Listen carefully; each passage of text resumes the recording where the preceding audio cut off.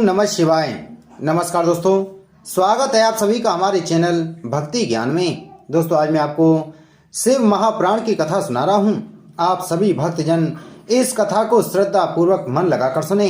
भगवान शिव जी आप सभी की मनोकामना पूर्ण करेंगे और आप सभी के कष्टों को हर लेंगे। नारद जी ने कहा, हे पिता, हरिकेश का आदि से अंत तक संपूर्ण वृतांत आप मुझे सुनाने की कृपा करें। ब्रह्मा जी बोले, हे नारद, किसी समय में रत्नभद्र मुनि नामक यक्षपति मंदमादन पर्वत पर रहा करता था।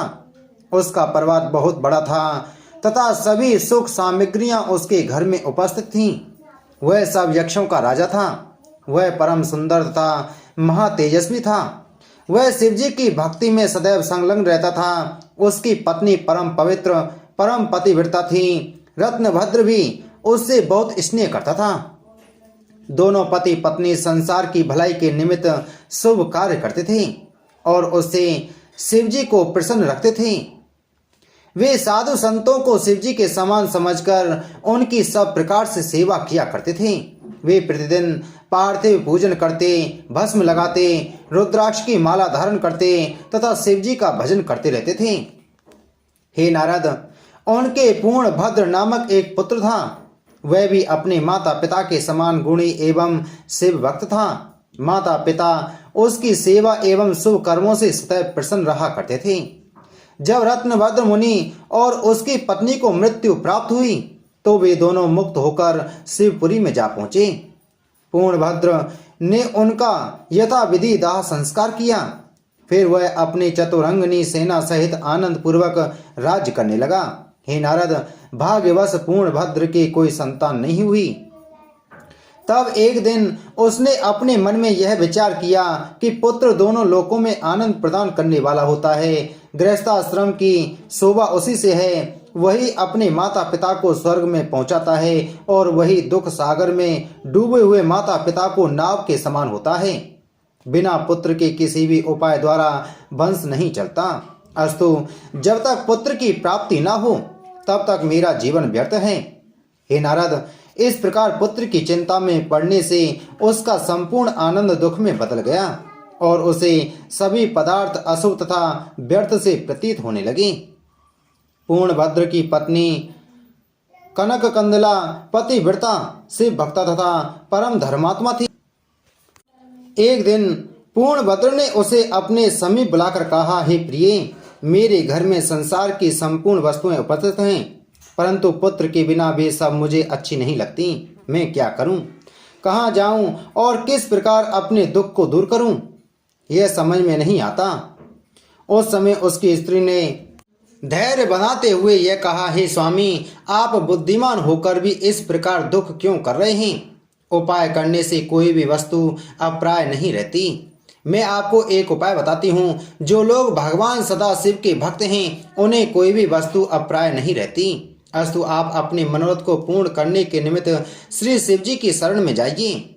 शिव जी की भक्ति द्वारा ही विष्णु जी ने संसार के पालनकर्ता का पद प्राप्त किया है। शिव जी की भक्ति से ही इंद्र आदि दिक्पाल तथा शिलादि मुनि ने, जिसका नाम मृत्युंजय और नंदीश्वर प्रसिद्ध है, तथा श्वेत केतु उपमन्यु आदि ने उच्च पद प्राप्त किया है। इस प्रकार जिसने भी शिव जी की सेवा की उसी ने अपनी मनोविलासा को सब प्रकार से प्राप्त किया है। हे स्वामी, वेद और पुराण कहते हैं कि शिव जी अपने भक्तों पर शीघ्र ही प्रसन्न होकर उन्हें इच्छित वरदान देते हैं। अस्तु, आप भी निश्चय पूर्वक उन्हीं की श्री शिव जी की शरण में जाइए। हे नारद, अपनी पत्नी की बात सुनकर पूर्णभद्र अत्यंत आनंदित हुआ। तब वह शिव भक्ति में संलग्न हो शिव जी के समीप काशीपुरी में जा पहुंचा। वह नाद विद्या में अत्यंत प्रवीण था। अस्तु, उसने भली भांति गाना गाकर शिव जी को प्रसन्न किया। उसने 21 मूर्छना, 551 ताने तथा अनेक शाखाओं से युक्त 12 श्रुति वेद शिव जी को सुनाई। उसके गायन को सुनकर शिव जी अत्यंत प्रसन्न हुए और बोले, हे पूर्णभद्र, हम तुम पर बहुत प्रसन्न हैं। अब तुम्हारी जो इच्छा हो वह वरदान हमसे मांग लो। यह सुनकर पूर्णभद्र शिव जी के चरणों का ध्यान धरकर उनकी स्तुति प्रशंसा करने लगा। ब्रह्मा जी ने कहा, हे नारद, जब पूर्णभद्र की स्तुति सुनकर शिव जी अत्यंत प्रसन्न हुए और उन्होंने उससे वरदान मांगने के लिए कहा। उस समय पूर्णभद्र ने प्रार्थना करते हुए यह कहा, हे प्रभु, यदि आप मुझसे प्रसन्न हैं तो आप मुझे संतान दीजिए। शिव जी यह सुनकर एवं वस्तु कहने के उपरांत अंतर्ध्यान हो गए। तब पूर्णभद्र भी प्रसन्न होकर अपने घर लौट आया और अपनी स्त्री से वर पाने का सवाल कह सुनाया। कुछ समय बाद पूर्णभद्र की पत्नी गर्भवती हुई और उचित अवसर आने पर उसने एक पुत्र को जन्म दिया। उस बालक का नाम हरिकेश रखा गया। जब उस बालक की आयु 8 वर्ष की हुई तभी से उसने अपना मन शिव जी के चरणों में लगा दिया। वह बालकों के साथ खेलते हुए मिट्टी का शिवलिंग बनाकर उत्तमोत्तम पुष्पों द्वारा उसका पूजन करता और अपने साथ ही अन्य बालकों से भी पूजन कराता। वह स्वयं शिव का नाम उच्चारण करता और दूसरों से भी कराता। शिव चरित्र के अतिरिक्त अन्य किसी बात पर वह ध्यान ही नहीं देता था। वह शिव जी के पूजन के तथा उसके पांव शिव तीर्थों की यात्रा में लगे रहे।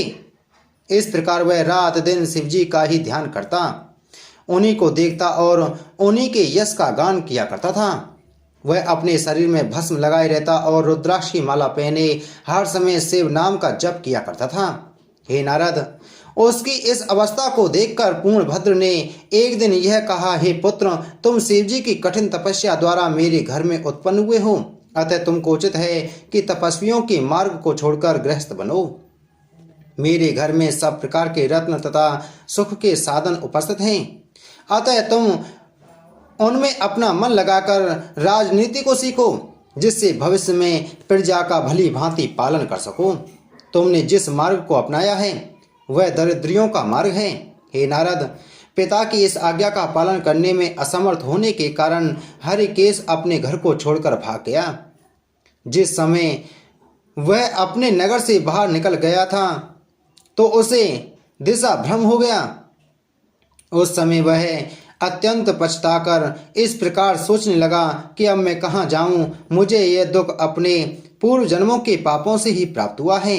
हाँ, एक बार मैंने अपने पिता के समीप आए हुए संत लोगों से यह अवश्य सुना था कि जिनको माता पिता छोड़ देते हैं अथवा जिनका कोई सहायक नहीं होता तथा जो लोग अधर्मी, भयभीत, दुखी तथा शरणहीन होते हैं उनकी शिवजी सहायता प्रदान करते हैं और ऐसे अनाथ मनुष्यों को शिवजी की पूरी काशी में जाकर निवास करना चाहिए। हे नारद, इस विचार के आते ही वह लोगों के काशी का मार्ग पूछता हुआ वहां जा पहुंचा। काशी में पहुंचकर उसने सर्वप्रथम मणिकर्णिका में स्नान किया। तदुपरांत भगवान विश्वनाथ की पूजा की। इसके पश्चात वह आनंद वन में आकर दृढ़ता पूर्वक कठिन तपस्या करने लगा। वहां कुछ समय बाद गिरजा सहित शिवजी ने पहुंचकर उसे जो वरदान दिया उसका वर्णन पहले किया जा चुका है। शिवजी की भक्ति द्वारा हरिकेश ने अपने संपूर्ण कुल को तार दिया और अपने माता पिता की काशीवासी हो गए। हे नारद, शिव भक्तों की महिमा वास्तव में ऐसी ही है। वे अकेले ही मुक्त नहीं होते अपितु अपने कुल भर को मुक्त कर देते हैं। ब्रह्मा जी ने कहा, हे नारद, इस प्रकार शिवजी जब काशी में राज कर रहे थे उसी समय दुर्ग नामक एक महाबलवान दैत्य देवताओं को अत्यंत दुख पहुंचाने लगा। उसे यह वरदान प्राप्त था कि वह किसी भी पुरुष के हाथ से नहीं मरेगा। उस वरदान के कारण उसने तीनों लोकों को अपने वश में कर लिया और संपूर्ण धर्म कर्मों को नष्ट कर डाला। उस दैत्य के अत्याचारों से दुखी होकर मैं विष्णु जी तथा अन्य सब देवता ऋषि मुनियों को साथ ले शिवजी की शरण में गए और उनसे अपने कष्ट का संपूर्ण वृतांत कह सुनाया। उस समाचार को सुनकर शिवजी ने भगवती गिरजा को यह आज्ञा दी कि तुम उस दैत्य का वध कर डालो। भगवती गिरजा ने शिवजी की आज्ञा सुनकर विंध्यवासिनी का रूप धारण कर उस दुर्ग नामक दैत्य को मार डाला। तभी से वे दुर्गा के नाम से प्रसिद्ध हुई।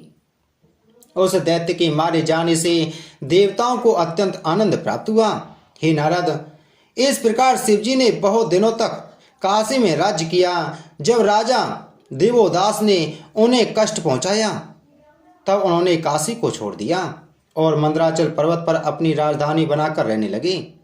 इस कथा को सुनकर नारद जी ने अत्यंत आश्चर्य में भरकर ब्रह्मा जी से पूछा, हे पिता, वह राजा देवोदास कौन था जिसने शिवजी को काशी से छुड़ा दिया था। तदुपरांत शिवजी ने किस उपाय द्वारा काशी को फिर प्राप्त किया, वह कथा भी आप मुझे सुनाने की कृपा करें। ब्रह्मा जी, पहले पद्म कल्प में स्वयंभू मनवंतर के मनु के वंश में दिवोदास नामक एक राजा उत्पन्न हुआ। वह राजा अपने नाम के अनुरूप ही क्षात्र धर्म में अत्यंत दृढ़, परम ज्ञानी और शिवजी का भक्त था। उसने अपना राज्य छोड़कर काशीपुरी में जा अत्यंत तप किया। उसके राज त्याग देने से संसार में बहुत अकाल पड़ा, जिसके कारण सब मनुष्य अत्यंत दुखी हुए। राजा न होने के कारण सब जगह चोरियां होने लगी, धर्म भ्रष्ट हो गया, यज्ञ कर्म नष्ट हो गए, सर्वत्र दुख का साम्राज्य छा गया तथा सब लोग पापाचरण करने लगे। हे नारद, उस समय देवताओं ने मेरे पास आकर यह कहा, हे ब्रह्मन, राजा न होने के कारण संसार की दशा अत्यंत खराब हो रही है। अस्तु, आप शीघ्र ही कोई उपाय कीजिए। यह सुनकर मैं सब देवताओं को साथ ले काशीपुरी में जा पहुंचा और जिस स्थान पर राजा दिवोदास तप कर रहा था वहां पहुंचकर उससे बोला, हे राजन, तुम अपना राज्य फिर से संभालो। जब तुम पुनः शासन कर उठोगे तब तुम्हारे राज्य में वर्षा होगी, जिससे प्रजा को दुखों से मुक्ति मिलेगी। उस समय वासुकी नामक नाग अपनी अनंग मोहिनी नामक कन्या का विवाह तुम्हारे साथ कर देगा। वह कन्या अत्यंत पवित्र, पतिव्रता तथा धर्मव्रत धारणी होगी। उसके द्वारा तुम अत्यंत आनंद प्राप्त करोगे। यह सुनकर राजा दिवोदास ने मुझसे कहा, हे प्रभु, मैं केवल उसी शर्त पर राज्य करने के लिए तैयार हूँ कि अब से सभी देवता आकाश में स्थित रहें और नाग आदि पाताल में जाकर निवास करें। पृथ्वी पर मनुष्यों के अतिरिक्त कोई और नहीं रहे। हे नारद, राजा दिवोदास की इस शर्त को मैंने अपने अहंकार में भरकर स्वीकार कर लिया। मुझे परिणाम का ध्यान नहीं रहा। अस्तु, राजा की शर्त के कारण हम तीनों देवताओं तथा इंद्र आदि को पृथ्वी छोड़ देनी पड़ी। इसके पश्चात जब मैं शिवजी के समीप पहुंचा उस समय शिवजी ने मुझसे यह कहा, हे ब्रह्मन, मंदराचल पर्वत तपस्या कर रहा है, हम उसे वरदान देने जा रहे हैं, सो तुम भी हमारे साथ वहां चलो। हे नारद, शिवजी की आज्ञा सुनकर मैं उनके साथ चल दिया। जब हम लोग वहां पहुंचे तो शिवजी ने अपने भक्त से वरदान मांगने के लिए कहा। उस समय मंदराचल पर्वत ने शिवजी से यह प्रार्थना की, हे प्रभु, मैं काशी के समान होना चाहता हूँ, आप कृपा करके मेरे ऊपर निवास करें। मेरी यह अभिलाषा है कि आप गिरजा जी तथा अन्य गणों सहित कुछ द्वीप को पवित्र करें। मंदराचल की यह प्रार्थना सुनकर शिवजी को अत्यंत आश्चर्य हुआ। उस समय मैंने शिवजी से यह कहा, हे प्रभु, मैंने आपकी माया से मोहित होकर राजा दिवोदास को वरदान दे दिया है कि अब से सभी देवता पृथ्वी पर वास न करके आकाश में रहेंगे, इसलिए आप भी मंदराचल की इस प्रार्थना को स्वीकार कर लें। मेरी यह वचन सुनकर शिवजी ने अपना लिंग काशी में स्थित कर दिया और मंदराचल को इच्छित वरदान दे अपने गणों सहित वहीं निवास करने लगे। हे नारद, इस प्रकार शिवजी लिंग रूप होकर काशी में रहे। उस लिंग का नाम अभिमुक्त प्रसिद्ध हुआ। उस लिंग का ध्यान करने से समस्त कार्य पूर्ण होते हैं। इस प्रकार शिवजी काशी को त्याग कर मंदरगिरी पर चले गए और विष्णु जी भी अपना धाम त्याग कर उसी पर्वत पर सुशोभित हुए। गिरजा, गणपति, सूर्य आदि देवता तथा ऋषि मुनि भी अपने अपने स्थान को छोड़कर वहीं विराजमान हुए। शेष जी आदि सभी नाग पाताल को चले गए। उस समय जो देवता नाग आदि पृथ्वी को छोड़कर आकाश अथवा पाताल को गए थे, उन्हें अपने मन में दुख तो बहुत हुआ, परंतु मेरे वरदान के कारण सभी विवश थे। जब हम सब लोग पृथ्वी से हट गए तब राजा देवोदास काशी को अपनी राजधानी बनाकर राज्य करने लगा। उसने अपनी विद्या तथा बल द्वारा ऐसे नियम प्रचलित किए कि उसके राज्य में कोई भी व्यक्ति किसी भी प्रकार का कुकर्म नहीं कर पाता था। देवताओं ने अपने गुरु बृहस्पति के समीप जाकर उनकी स्तुति करते हुए यह प्रार्थना की, हे प्रभु, आप हमें कोई ऐसा उपाय बतलाइए जिससे राजा देवोदास को कोई पाप लग जाए और वह अपने राज्य से निराश होकर प्रतापहीन हो जाए। वेद कहते हैं कि पृथ्वी पर वास पाना परम दुर्लभ है। यदि किसी को पृथ्वी पर वास मिल जाए तो उसे परम पद प्राप्त होने में कोई संदेह नहीं हो रहता। विशेषकर काशी में जहाँ साक्षात भगवान सदाशिव रहते हैं, मृत्यु होने से मुक्ति की प्राप्ति होती है। जिसने काशी वास त्यागा उसने मानो अपना सर्वस्व नष्ट कर लिया। काशी का चांडाल भी अन्य स्थान के राजाओं से अधिक श्रेष्ठ है, क्योंकि अन्य स्थानों में आवागमन का भय बना रहता है और काशी में वह भय कहीं ढूंढे भी नहीं मिलता। देवताओं की यह प्रार्थना सुनकर बृहस्पति जी ने कहा, हे देवताओं, जब तक कोई राजा अपने धर्म को नहीं त्याग देता तब तक उसका राज्य नष्ट नहीं हो सकता। राजा देवोदास परम धार्मिक है। जब तक वह धर्म को नहीं छोड़ेगा तब तक तुम्हें वह स्थान प्राप्त नहीं होगा। अस्तु तुम कोई ऐसा उपाय करो जिससे राजा का धर्म नष्ट हो जाए। नल, दधीचि, शंख, ययाति, रावण तथा बाणासुर आदि बड़े बड़े तेजस्वी धर्मात्मा योद्धा भी तुम लोगों को दुख पहुंचाकर सुखी नहीं हुए, फिर मनुष्य तो किस गिनती में हैं। अब तुम यह करो कि अग्नि को बुलाकर यह आज्ञा दो कि वह पृथ्वी से अपना अंश खींच ले। जब पृथ्वी पर अग्नि का निवास नहीं रहेगा तो वहां के सब कार्य नष्ट हो जाएंगे। उस समय राजा देवोदास का राज्य भी स्वतः समाप्त हो जाएगा। हे नारद, बृहस्पति द्वारा बताए गए इस उपाय को सुनकर देवता प्रसन्न हो गए। तदुपरांत इंद्र ने अग्नि को बुलाकर सब वृतांत कह सुनाया। अग्नि ने इंद्र की आज्ञा का पालन करते हुए अपने प्रत्यक्ष, जलगत तथा उदरगत इन तीनों प्रकार के रूपों को पृथ्वी से खींच लिया।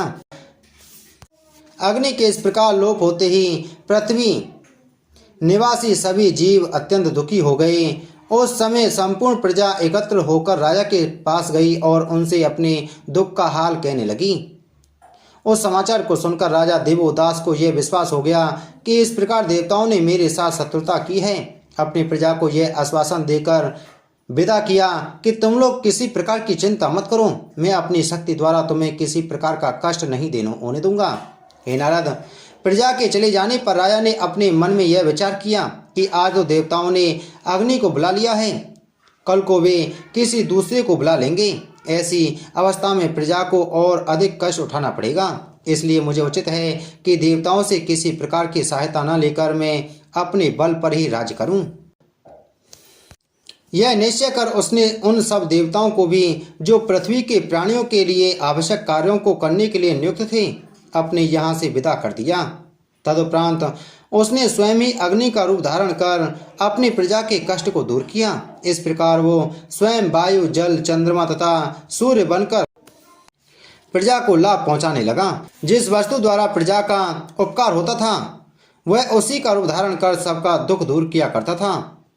उसके इस पराक्रम को देखकर सभी देवता अत्यंत लज्जित हुए और उनका कोई उपाय काम नहीं आया। बोलो शिव महापुराण की जय। बोलो शिव शंकर भगवान की जय।